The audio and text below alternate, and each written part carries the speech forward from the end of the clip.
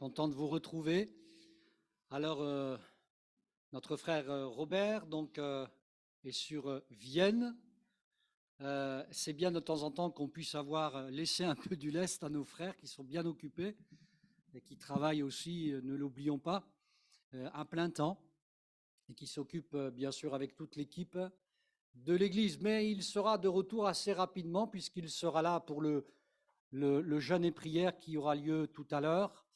Donc entre midi, on dit entre midi et 2, mais ça sera presque entre midi et 3. Voilà. Donc sur les deux lieux de culte, donc moi aussi je repartirai. Et donc il sera avec vous, avec nous. Voilà, gloire à Dieu. Je prendrai le temps de faire quelques annonces plutôt sur la fin. Et puis ce matin, je voudrais vous partager, si vous le voulez bien, je pense que vous le voulez, hein, il n'y a pas de souci. Dès qu'on ouvre la parole de Dieu, on est sûr de ne pas se tromper. Amen.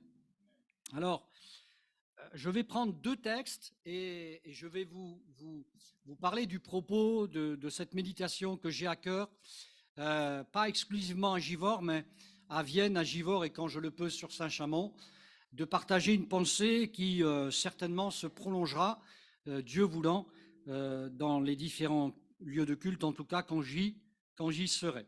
Nous allons prendre un premier texte qui est dans Éphésiens chapitre 2 et au verset 21. Éphésiens 2, 21 nous dit ceci: en lui, tout l'édifice bien coordonné s'élève pour être un temple saint dans le Seigneur.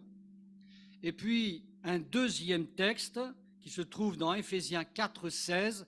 Je vous le lis dans la parole, traduction Bible en français courant 97.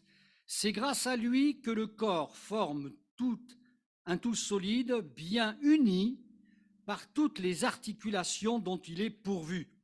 Ainsi, lorsque chaque partie fonctionne comme elle doit, le corps entier grandit et se développe par l'amour.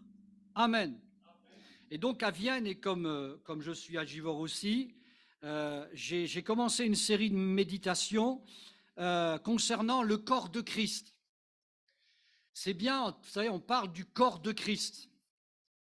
Mais le corps de Christ, comme votre corps à vous ce matin, peut-être ça a été dur de vous lever, hein, quelques problématiques, rhumatisme pour les uns, articulation pour les autres, et le temps que, la machine se mette en marche, il a fallu du temps, n'est-ce pas? On connaît tout ça. Je vois qu'il y a une sœur qui fait ça, moi c'est pareil. Moi j'ai des petits soucis depuis longtemps, depuis un accident, depuis le coup du lapin. J'ai au niveau de la nuque, là, c'est un peu raide, hein? Voilà, c'est un peu raide. On connaît tous comme ça des aléas au fil du temps dans nos années que Dieu nous donne de vivre ici-bas, des complications.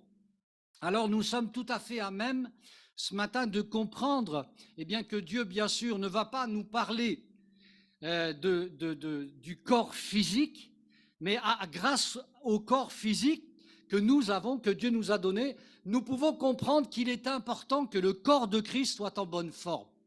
OK? Alors, on va se poser une première question. Qu'est-ce que le corps de Christ? Alors, le corps de Christ, c'est quoi?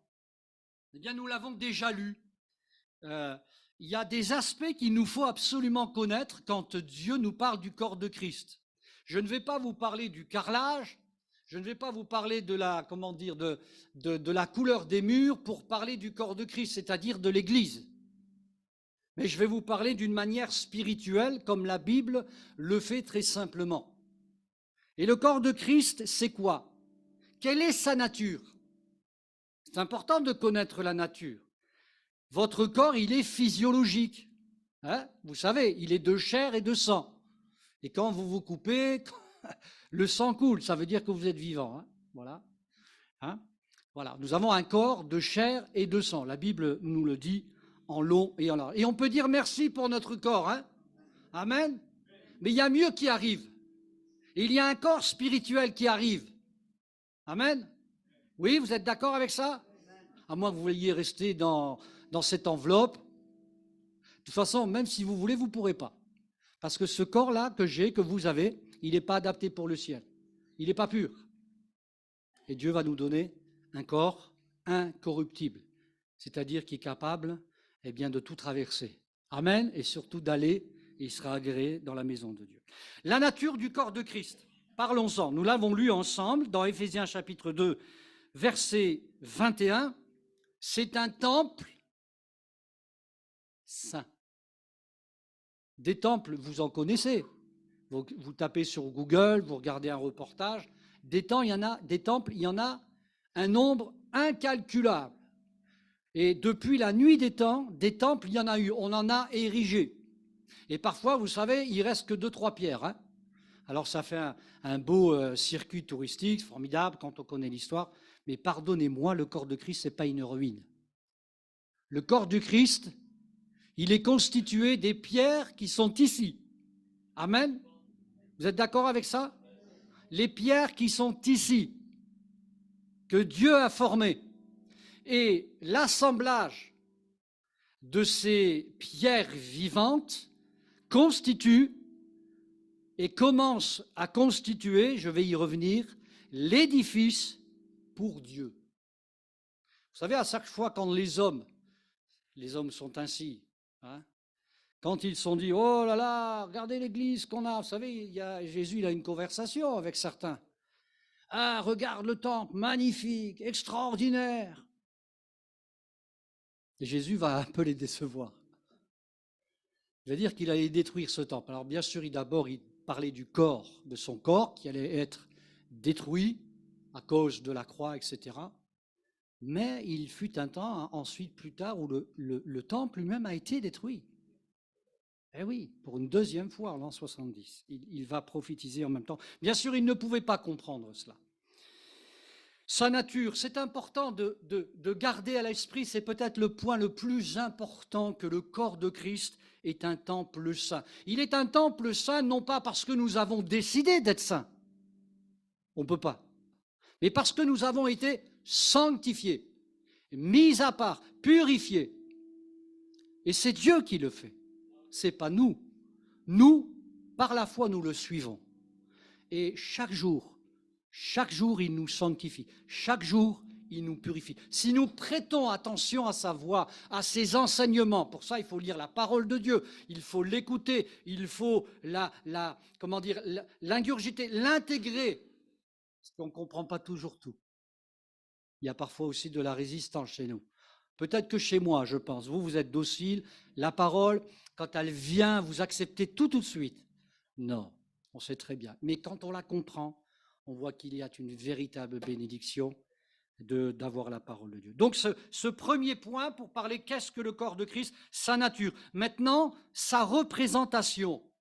Comment se représenter les choses? Pas toujours évident de se représenter les choses spirituelles. Donc le Seigneur nous parle avec un langage que nous pouvons comprendre, et même les enfants peuvent le comprendre. Donc nous l'avons lu ensemble, c'est un édifice. Le corps de Christ est un édifice, c'est-à-dire une construction qui s'élève. C'est pour ça que je vous ai parlé tout à l'heure de ruines. La vie chrétienne, elle n'est pas basée sur des ruines d'antan. Le Seigneur a amené un fondement spirituel.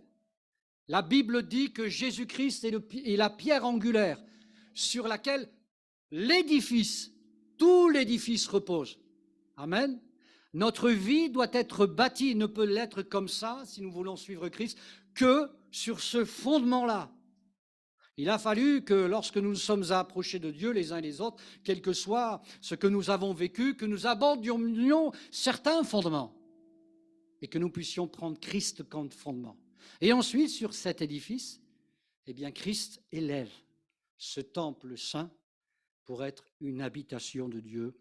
Amen. Un édifice, une construction qui s'élève, donc ce n'est pas une ruine, ce n'est pas un vestige du passé. Et les questions que nous pourrions nous poser sont les suivantes. Peut-être que déjà vous vous êtes posé ce genre de questions. Qui construit cet édifice? Cet édifice est-il encore en construction? Cet édifice, c'est l'œuvre de Dieu. Il y a une expression qui nous dit « Rendons à Dieu ce qui est à Dieu et à César ce qui est à César ». n'essayez pas de construire ce que Dieu seul est capable de construire. Le constructeur, même l'architecte, c'est lui.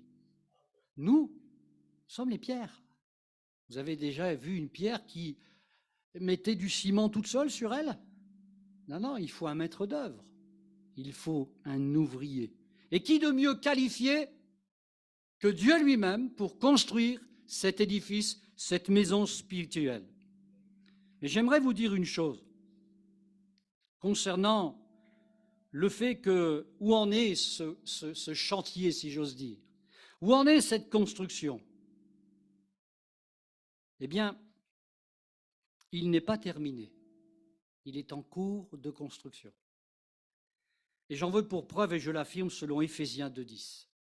Éphésiens 2,10, il nous dit « Car nous sommes son ouvrage, ayant été créés en Jésus-Christ pour de bonnes œuvres que Dieu a préparées d'avance, afin que nous les pratiquions. » Si cette construction peut être considérée, je parle de celle du salut, est terminée, alors on pourrait se dire, c'est quoi la suite?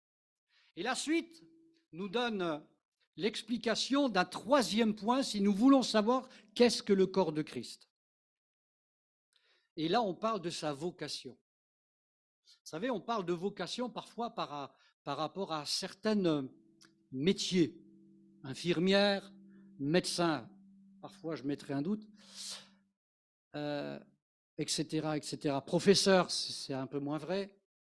Et bien sûr, on ne jette pas le discrédit sur les professeurs, tout ça, parce que quand on voit dans quelles conditions ils exercent certains, c'est terrible.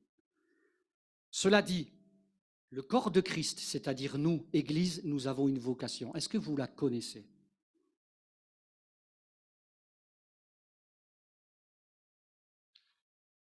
C'est tout simple, on l'a déjà dit en fait.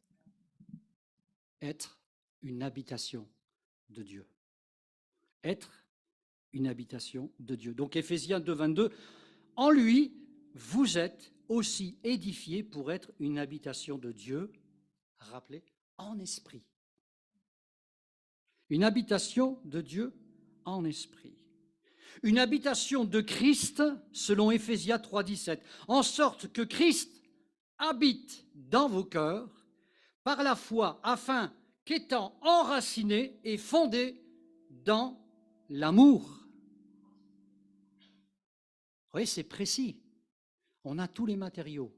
On a celui qui construit, on a, comment dire, le schéma de ce pourquoi l'Église, corps de Christ, existe, voilà, sous l'aspect spirituel, et puis on a la vocation. Être, justement, une habitation de Dieu, plus précisément encore que Christ habite nos cœurs.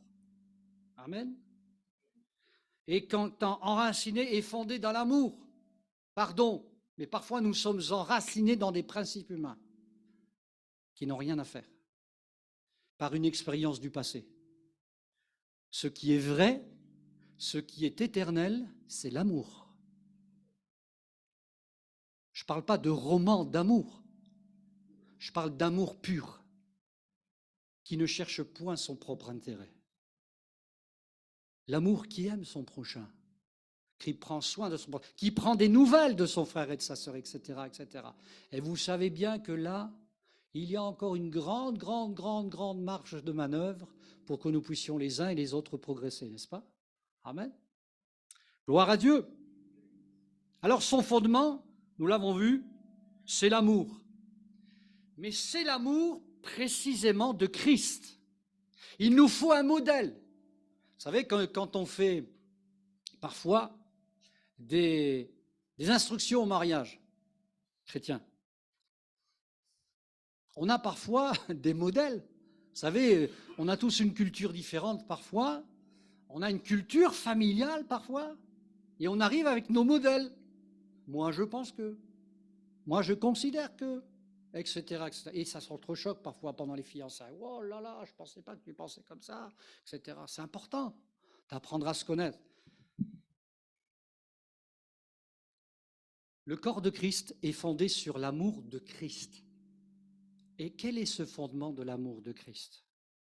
Vous savez, justement, dans ces instructions au mariage, on rappelle à ces messieurs qu'il faut aimer les femmes, enfin, pas les femmes, leurs femmes, comme Christ a aimé l'Église. Et qu'est-ce qu'il a fait Christ? Il a donné sa vie pour l'Église. Messieurs, vous êtes avec moi? Vous qui êtes mariés, est-ce que vous êtes prêts à donner votre vie pour votre épouse? Ah, il n'y a plus personne là. Hein. On en rigole, mais c'est vrai. Et ça règle beaucoup de choses dans les couples. Parce que une femme, c'est ce qu'elle attend. C'est ça, être un chef. C'est pas celui que... Être un chef, c'est suivre le modèle de Christ. Et c'est aimer pas uniquement l'Église, mais c'est d'abord aimer sa femme et ses enfants comme ça. Amen. Et ça vaut tous les discours. Hein. Ça vaut tous les blablabla. Je crois que c'est important de rappeler cela. Son fondement, c'est l'amour de Christ à ce corps de Christ. Sa nourriture, quelle est-elle? Parce que de temps en temps, il faut quand même qu'on parle de nourriture, n'est-ce pas? On est des bons Français. Alors, je ne vais pas vous parler de nourriture solide, mais sa nourriture, c'est la foi. La foi. Amen. C'est la foi.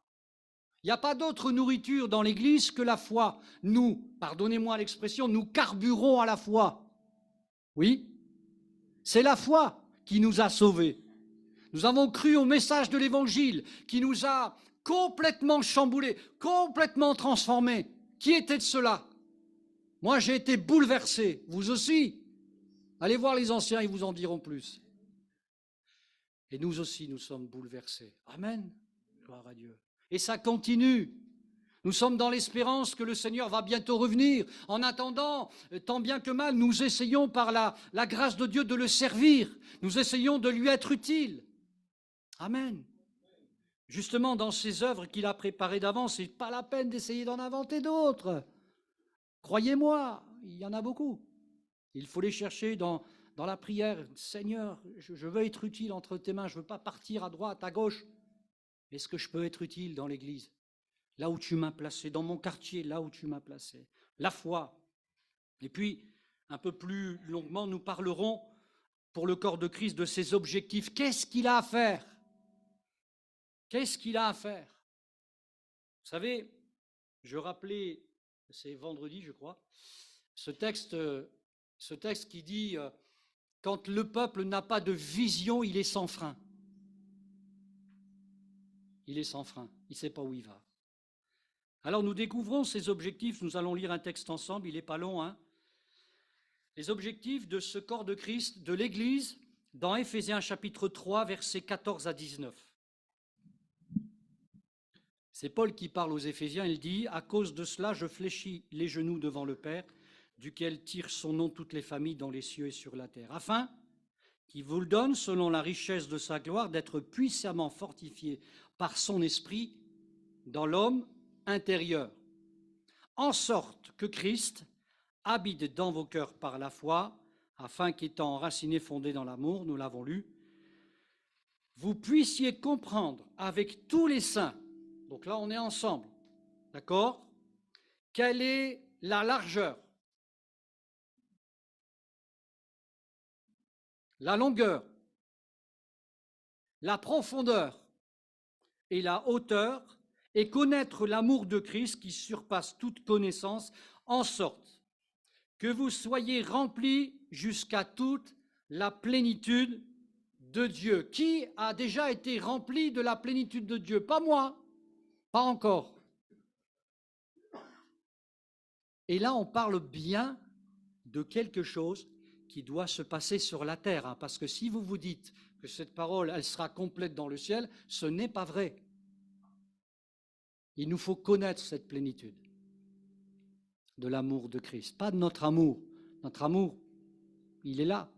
L'amour maternel, l'amour paternel, l'amour familial, etc., d'un époux, d'une épouse. Mais tout cela, c'est limité. Mais l'amour de Dieu n'est pas limité. Amen. Et si nous voulons parler de l'amour de Christ, eh bien, nous devons connaître cet amour. Et vous avez compris que je n'ai pas amené un mètre, je n'ai pas la bonne mesure, justement pour mesurer cet amour-là. Le Seigneur nous le révèle chaque jour. Et chaque jour, il nous émerveille. dans ce qui nous révèle de son amour. Alors le premier objectif du corps de Christ, pardonnez-moi, mais ce n'est pas d'abord de faire de l'évangélisation. Toutes les activités, je vais les mettre en retrait un instant et vous dire que le premier objectif pour le corps de Christ, c'est que Christ habite nos cœurs. Tout à l'heure, on a parlé de cela, mais il faut que maintenant, dans ces objectifs, ce soit une réalité, pas une théorie.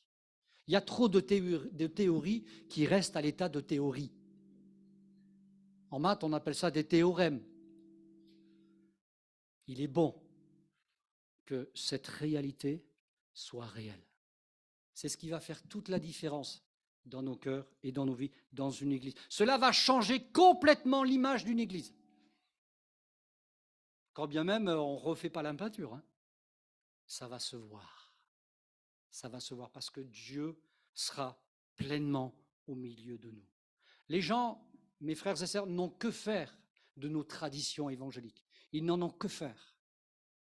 Ce qu'ils viennent chercher à l'église, c'est ce qu'ils ne retrouveront jamais dans le monde. Et ce qui est le plus important dans nos objectifs que Christ nous a donnés, c'est qu'il habite nos cœurs. Et souvent, c'est là en premier que le bas blesse. Nous laissons Christ à l'extérieur. Je frappe à la porte. Je frappe à la porte. Vous connaissez cette parole? Et cette parole, elle s'adresse dans l'Apocalypse à l'Église. On a souvent pris ce texte pour de l'évangélisation, mais le sens premier, c'est Jésus qui frappe à la porte de l'Église, c'est-à-dire à la porte de notre cœur.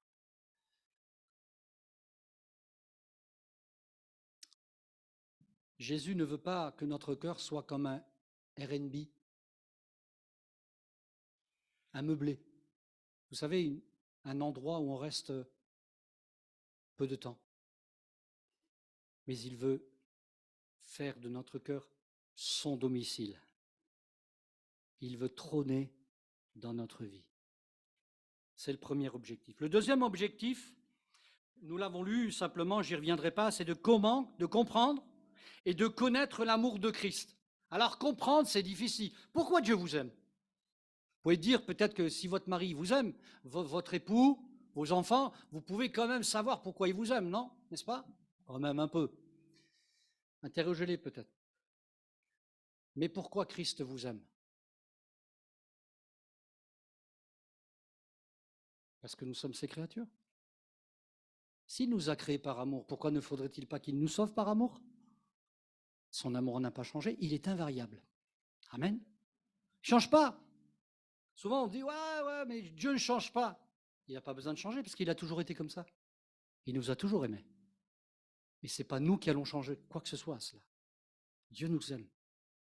Son amour est invariable, il est pur. C'est cela qui veut dire un amour pur, c'est cela que ça veut dire. Il ne change pas. Combien l'être humain est changeant.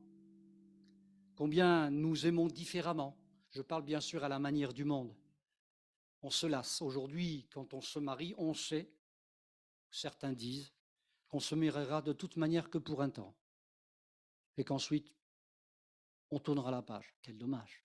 Ce n'est pas en tout cas la vision du Seigneur et encore moins pour son Église. Le troisième objectif que je voudrais voir avec vous, il est important aussi, c'est d'être rempli jusqu'à la plénitude de Dieu. Comment Dieu va venir dans mon cœur? Il est trop petit, mon cœur. Je ne sais pas comment le Seigneur vous a béni par rapport à votre logement, etc. Et des fois, vous aimeriez avoir plus de monde chez vous, mais c'est trop petit. C'est ainsi. Mais Dieu se contente de notre cœur parce qu'il ne s'y trouve pas à l'étroit pourvu que nous lui donnions toute la place. Amen. C'est difficile à rentrer dans notre tête, ça. Hein? Nous, on est habitués au mètre carré. Mais Dieu est esprit. Et il faut que ceux qui l'adorent en esprit et en vérité. C'est le troisième objectif. Je dirais que c'est le troisième objectif lorsqu'il sera réalisé, que lorsque nous arriverons dans le ciel, c'est comme si qu'on revenait à la maison. Ça vous l'a déjà fait un jour, vous êtes revenu à un endroit, on dit waouh, mais je connais cet endroit. Alors, il faut faire un travail un petit peu le disque dur, hein, parce qu'on ne s'en souvient pas. Et on se dit, mais je connais cet endroit. Il y a tous des souvenirs qui reviennent. Il y a toutes des choses, voilà, ça nous le fait parfois. Hein, quand nous pouvons revenir sur nos pas, parfois dans certaines régions, etc., etc., quand nous revoyons certains amis, il y a tout un tas de souvenirs que nous avions oubliés ou stockés, je ne sais pas où, et nous nous sommes rendus compte finalement que nous étions comme à la maison. Parfois, en tant que chrétien, c'est pareil. Vous savez, on va dans une autre église et on ne la connaît pas, on se dit, mais on est à la maison en fait.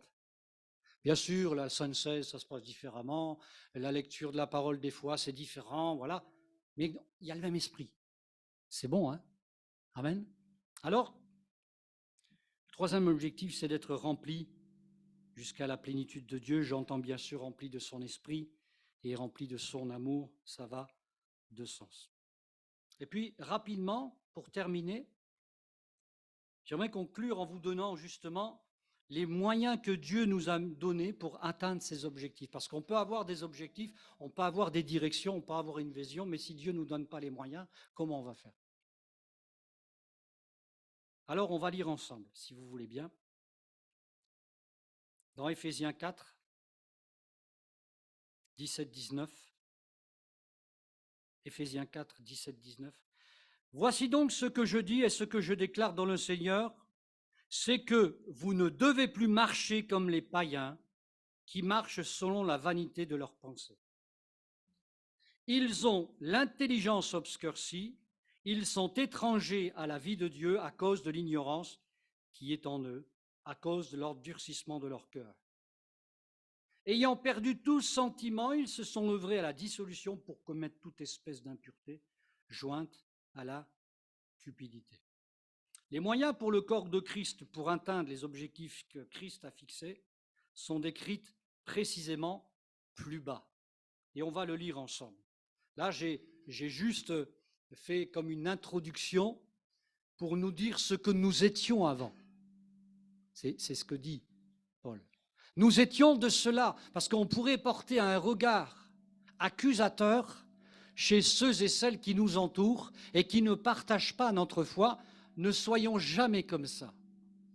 Ayons de la compassion pour eux. C'est un mari, une épouse, un enfant, etc., etc. Souvenons-nous d'où nous avons été tirés, nous dit la parole de Dieu. Ne nous glorifions pas de ce que Dieu a fait dans nos vies, parce que tout est grâce. Si vous posez la question, pourquoi moi et pas l'autre, moi, je n'ai pas la réponse. Pourquoi moi j'ai été sauvé et pas lui de ma famille? Pourquoi? Je n'ai pas la réponse. C'est la souveraineté de Dieu, ce qui n'empêchera pas Dieu d'entendre vos prières et de leur donner un accomplissement. Lisons ensemble Éphésiens 4, versets 20 à 32. Je vais aller un peu rapidement. Mais vous, ce n'est pas ainsi que vous avez appris Christ, si du moins vous l'avez entendu et si conformément à la vérité qui est en Jésus, c'est en lui que vous avez été instruits à vous dépouiller, eu égard à votre vie passée, du vieil homme qui se corrompt par les convoitises trompeuses, à être renouvelé dans l'esprit de votre intelligence, à revêtir l'homme nouveau, créé selon Dieu dans une justice et une sainteté qui produit la vérité. C'est pourquoi renoncez au mensonge et que chacun de vous parle selon la vérité à son prochain, car nous sommes membres les uns des autres.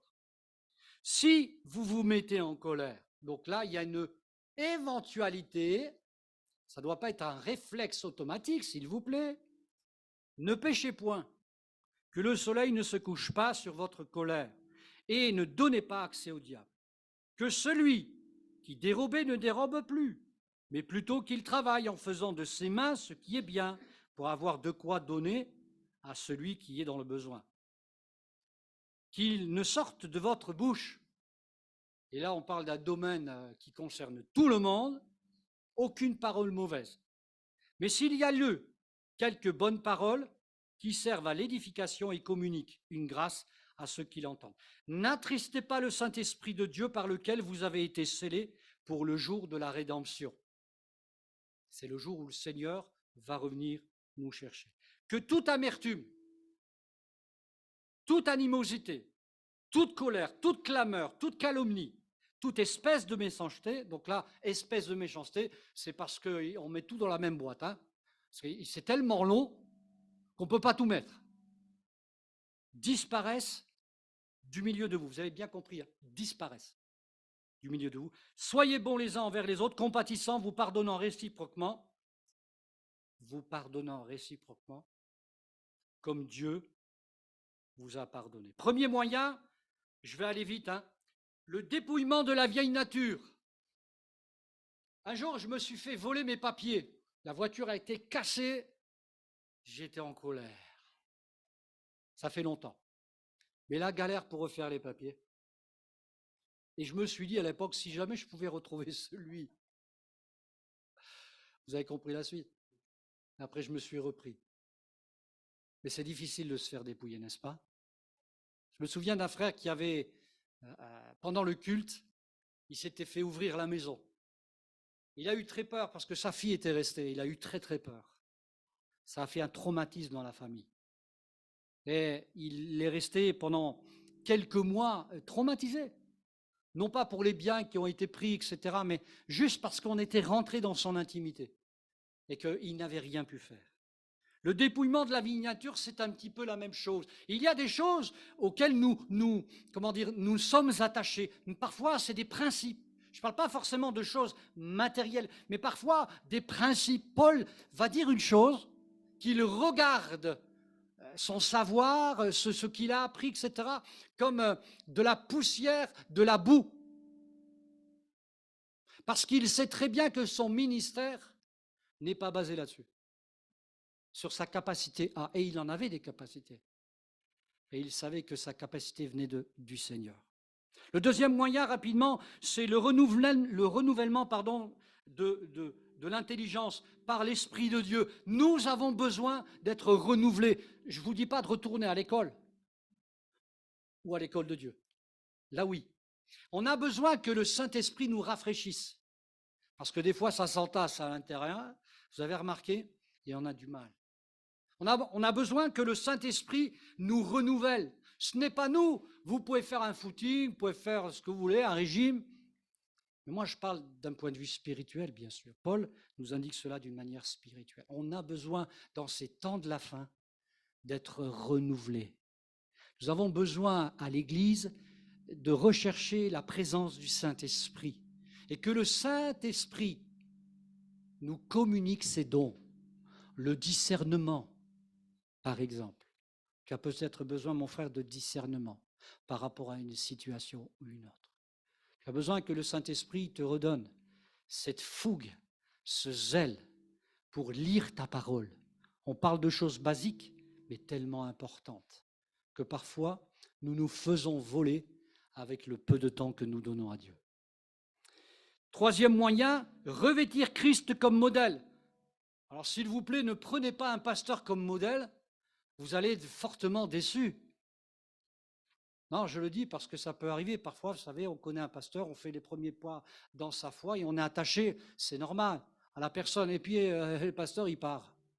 Oh là là, il y a eu des chutes comme ça. C'est important de le rappeler. Attachez-vous à Dieu. À Dieu uniquement. Le pasteur, si vous y attachez, c'est bien, c'est bonus. Mais attachez-vous à Dieu. C'est lui qui a payé le prix. C'est lui qui va revenir vous chercher. Et moi, je serai dans l'eau. Amen. Gloire à Dieu. C'est important. Toujours, les prédicateurs doivent toujours ramener tout le monde à Christ, à Christ, à Christ, et uniquement à Christ. C'est important. Revêtir Christ. Eh bien, ce vêtement-là, rapidement, il est fait de quoi? De quelle étoffe? Des vertus qui étaient en Christ. C'est un vêtement un petit peu, vous savez, comme pour Joseph, un vêtement de couleurs, de multiples couleurs. Amen. Vous pouvez me citer une vertu, une qualité de Jésus? L'amour, mais encore. Vas-y, ma grande. La paix, il était capable d'amener la paix. Ensuite, la bonté, la bienveillance. Ensuite, La joie. Oh là là, la joie. Oh la joie. La joie. Oui. La fidélité. Qui est fidèle comme Christ? Personne. Personne. Il y a tellement de qualités. Et ça, eh bien, il faut qu'on prenne ce vêtement. Il faut même dormir avec. Désolé, si vous avez vos habitudes. Et un vêtement, c'est fait pour quoi? Non, parce qu'il y en a qui disent un vêtement, c'est juste pour faire beau. Hein. On parle bien sûr de vêtements spirituels, on est d'accord? Mais quand même, un vêtement, vous le portez, ça vous protège, etc. Mais les autres le voient. Vous savez, si vous prenez un vêtement, allez, disons blanc, vous faites un tout petit peu une petite tache noire, qu'est-ce qu'on va voir? La tache. Et la personne ne va pas dire, oh, qu'est-ce qu'elle est belle, ta robe blanche, elle va dire, oh, la tache, elle se voit. Hein. C'est ça le vêtement. Et il nous faut, la Bible dit, garder notre robe que nous avons reçue, qui représente le salut, immaculée. Amen. Elle soit en permanence lavée, c'est une image bien sûr, dans le sang de l'agneau. Amen. Et cette robe blanche, elle va nous suivre. Amen. Et puis, un quatrième moyen, le renoncement. Je dois, nous l'avons lu, renoncer au mensonge, renoncer à la colère, surtout quand tu es au volant, renoncer au vol, renoncer aux paroles mauvaises, renoncer à l'amertume, à l'animosité, à la calomnie, faire le ménage, faire place nette. Toute espèce de méchanceté disparaisse du milieu de vous. C'est pas je considère, c'est moi qui ai raison. Disparaissent du milieu de vous.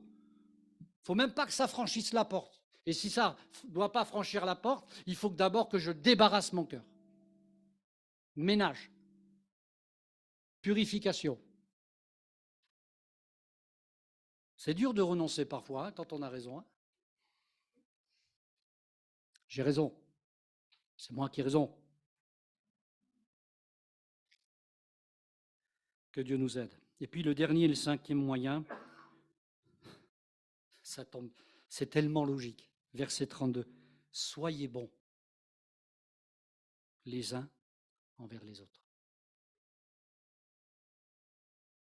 C'est pas je serai bon. J'ai le projet, mon frère, de te faire du bien dans une quinzaine de jours quand je serai prêt. Soyez, ça veut dire aujourd'hui, pas demain. Demain, c'est pas important. Aujourd'hui, soyez bons. Ce qui est à faire doit être fait.